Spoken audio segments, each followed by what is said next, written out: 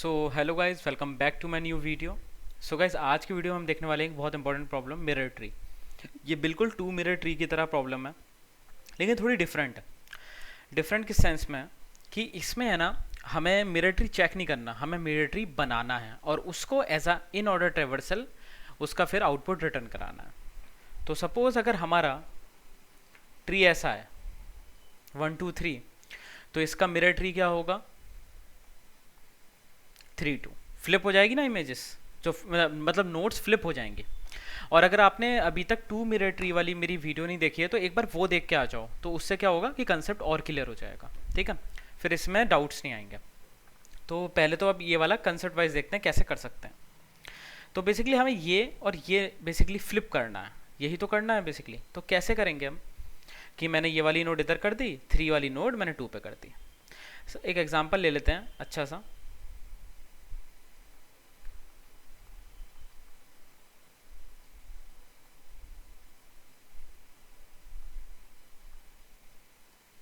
ठीक है, सो उस केस में क्या है,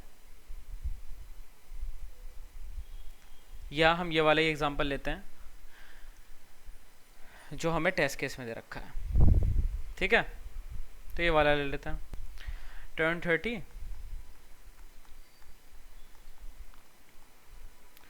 40 एंड 50, यही है।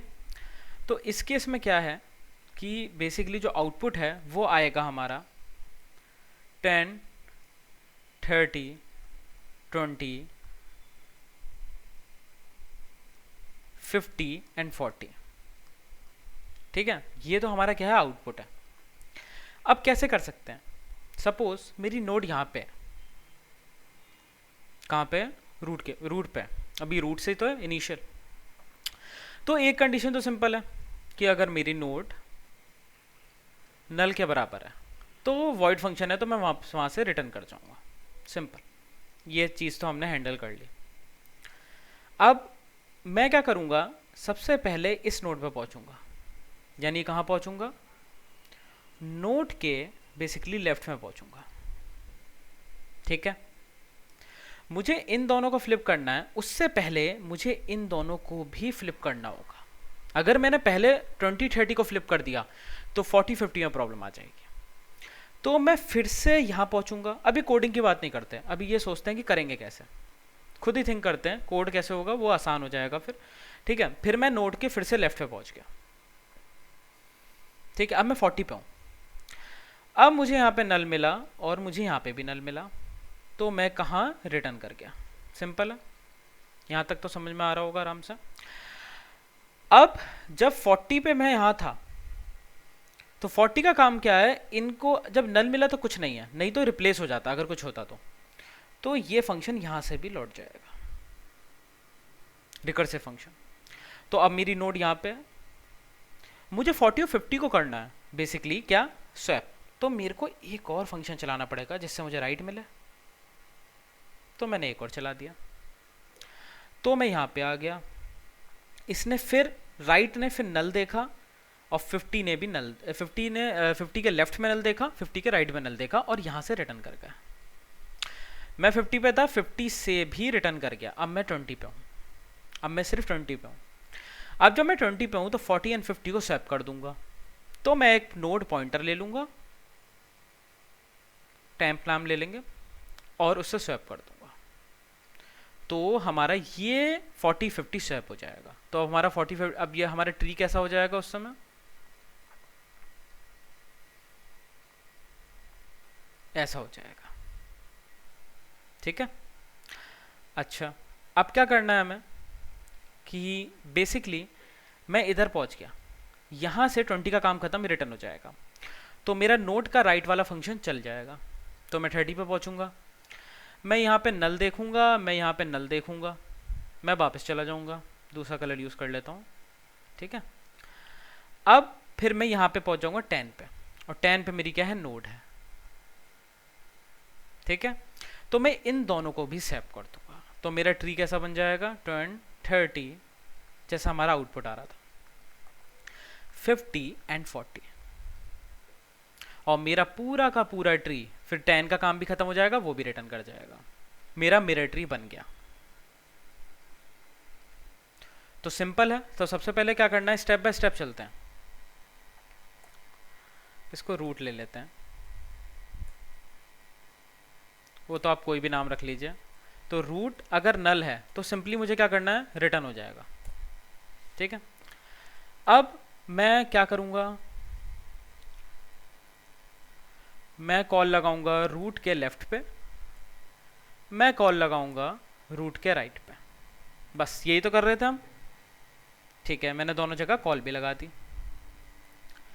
अब मैं करूंगा एक नोड टाइप का पॉइंटर, नोड टाइप का वेरिएबल ले लिया बेसिकली।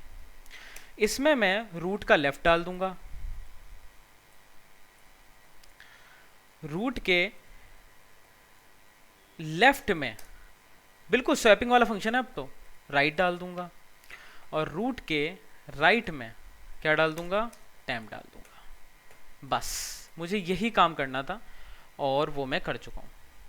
ठीक है ना, जैसे हमने सोचा था स्टेप बाय स्टेप। अब हम इसको चला के देखते हैं। तो यहाँ ये जो चीज़ है, ये 3 लाइंस तो हमारी स्वैपिंग फंक्शन है, इससे हमारा ट्री आगे बढ़ेगा। तो हमारा आउटपुट क्या आ रहा है, 2 1 3। ओके, तो चेक कर लेते हैं। ठीक है, हमारा आउटपुट भी सही आ रहा है। इसको सबमिट करके देखते हैं।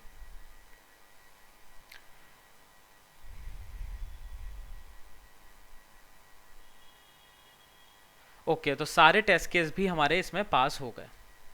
तो बेसिकली क्या है कि हमारा जो ट्री था वो बन चुका है। अगर मैं कोई और एग्जांपल लेता हूँ, कस्टम टेस्ट केस लेके देखते हैं। हम किस ट्री के लिए लेंगे, एक और लेके देखते हैं टेस्ट केस, जिससे और क्लियर हो जाए ये प्रॉब्लम, अगर अभी तक थोड़ा बहुत भी डाउट है। 1 2 3 फुल ट्री लेके देखते हैं ऑफ चिल्ड्रन 2, 1 2 3 6 7। ठीक है, ये लेके देखते हैं।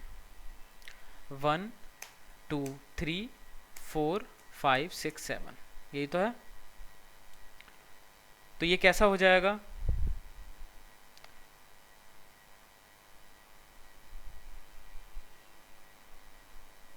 ओके थोड़ा टाइम लग रहा है गाइस, नेटवर्क थोड़ा डाउन है।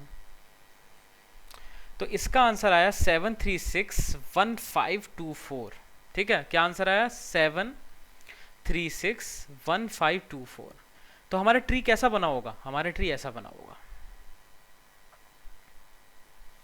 अगर इसको फ्लिप करूंगा तो ये फ्लिप कर दो पूरा, 7 6 5 एंड 4।